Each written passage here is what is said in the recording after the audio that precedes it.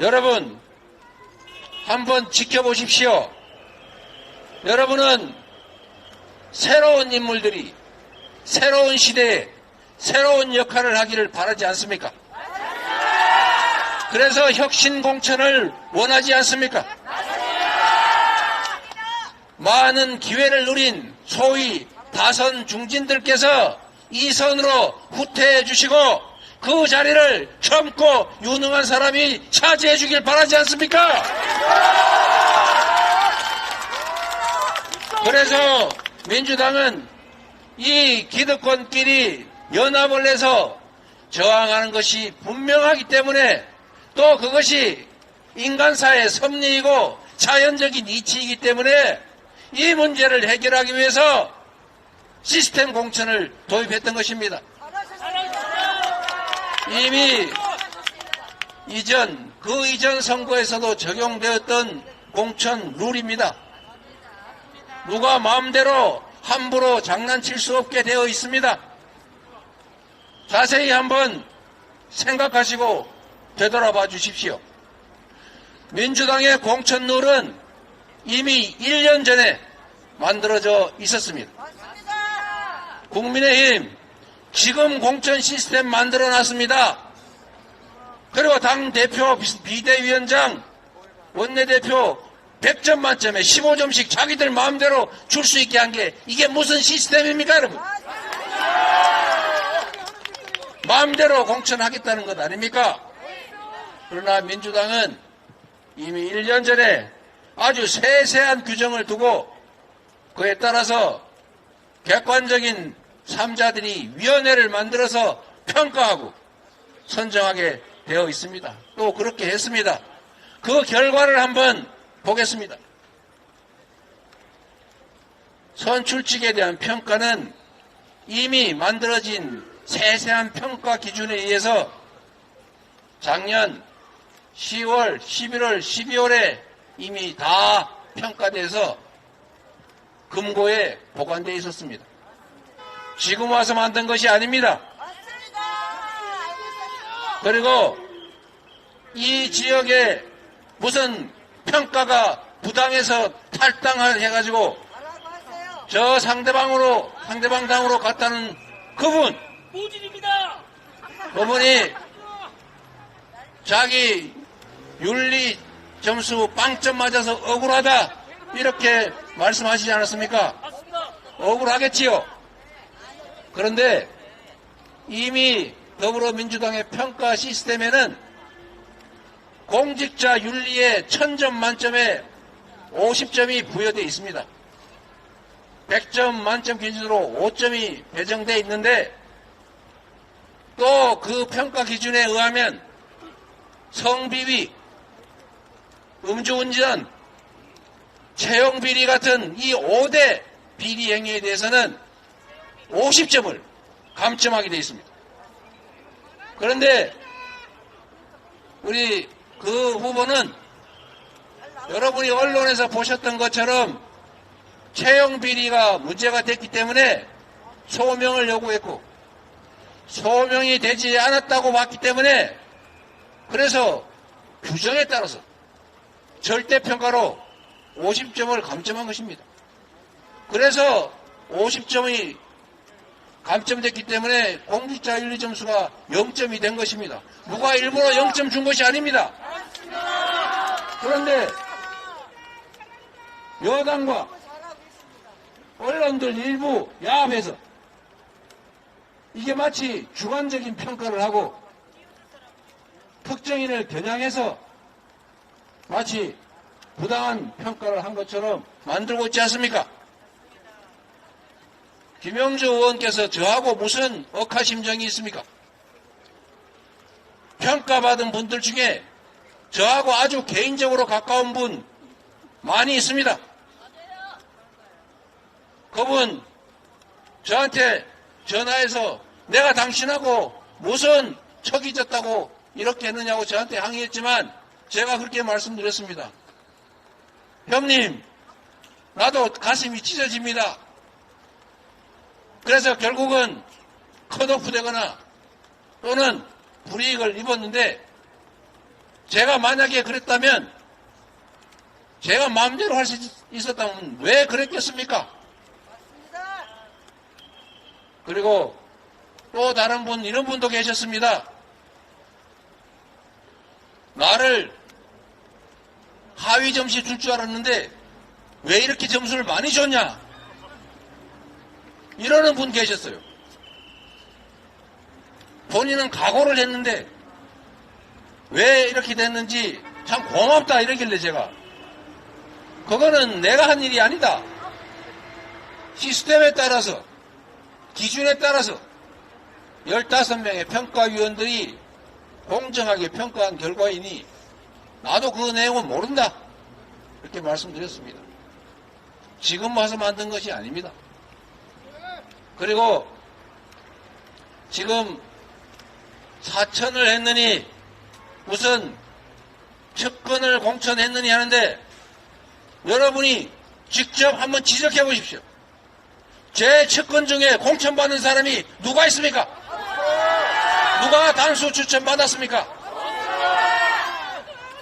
경쟁자가 없어서 단수가 되었거나 워낙 비교가 안 될 정도로 차이가 많아서 어쩔 수 없이 단수한 경우가 있기는 해도 오히려 이재명의 측근이라는 이유로, 가깝다는 이유로 불이익받고 컷오프 당하고 이런 사람들이 훨씬 많습니다.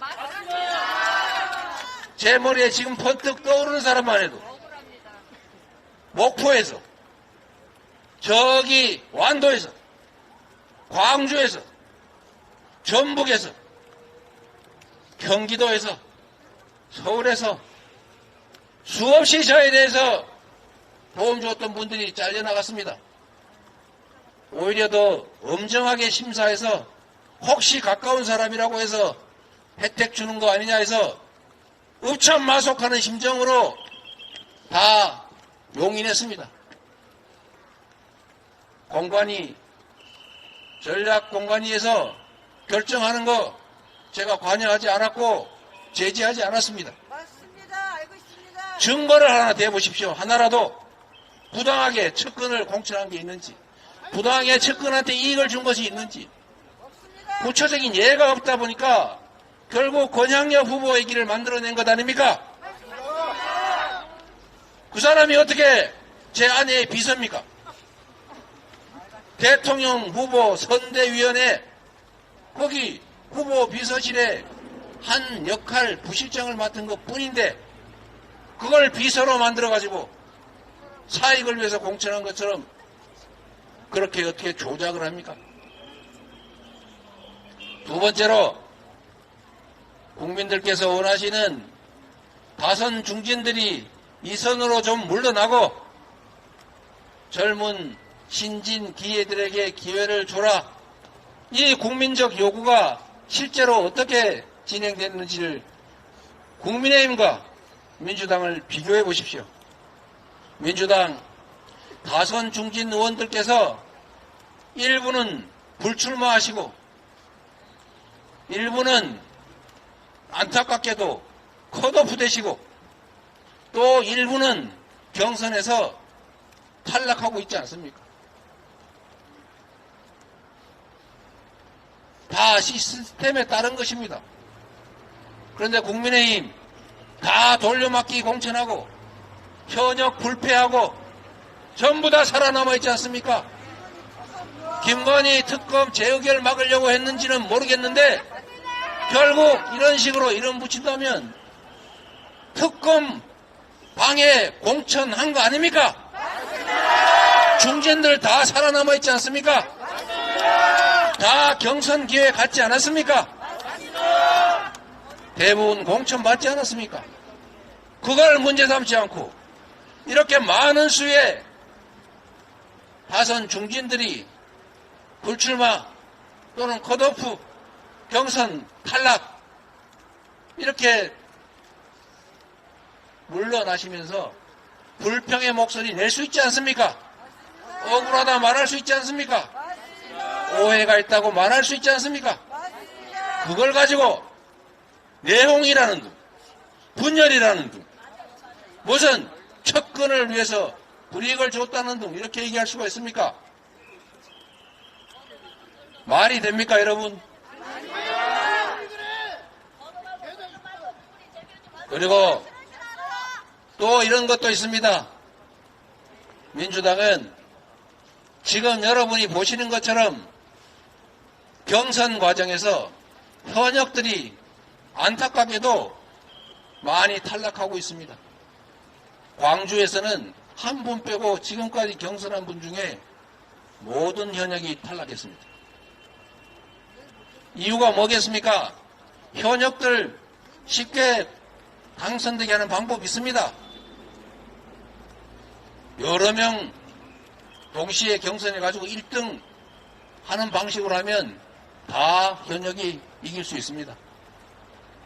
그런데 민주당은 신진들에게 기회를 주기 위해서 원칙적으로 경선을 하게 했고 원칙적으로 양자 경선을 하게 만들었고 1대1 경선을 하게 했고 3인 이상이 경선할 경우에는 예외 없이 정말로 특별한 경우가 아니라면 결선을 하게 했습니다. 그래서 현역 의원들께서 많이 억울해들 하십니다. 그 결과로 많은 분들이 탈락하고 당의 공천 시스템을 원망하고 저를 원망합니다. 제가 이번 공천 과정에서 저의 가까운 세력을 구축하려고 했고 구축했다 이렇게 헛소문 또 퍼뜨리고 있습니다. 이번 공천 과정에서 저는 너무나 많은 것을 잃었습니다. 공정한 공천은 기득의 권리를, 기득의 지위를 가지고 있는 분들한테는 손해입니다. 그게 좋든 나쁘든 도전하는 사람들은 약자들입니다. 약자들을 부축해서 함께 공정하게, 경쟁하게 하는 거, 이게 제가 해야 될 일이라고 믿었습니다. 그래서 시스템에 따라서 원칙적으로 경선하고 원칙적으로 양자 대결하게 하고 원칙적으로 결선을 하게 한 결과 거의 대부분의 현역 의원들이 저를 원망합니다. 그래서 참으로 많은 의원들께서 탈락에 큰 고통을 겪고 계시지만 우리 당원들이나 국민들이 볼 때는 새 살이, 새 순이 돋는 것 아니겠습니까? 그 과정에서 벌어지는 갈등, 아픔의 신음소리, 이런 것들을 가지고 마치 부당하게 탄압을 가해서 그런 것처럼 조작해서야 쓰겠습니까? 그래서는 안 되는 것입니다. 국민 여러분, 여당과 대통령을 포함한 공직자들이 담합을 해서 불법 선거운동을 자행하고 우리 민주당의 이 합법적이고 투명하고 정당하고 공정한 공천에 대해서 폄훼하고 왜곡하고 조작할지라도 속지 마시고 그 실체를 제대로 들여다봐 주시기를 부탁드립니다.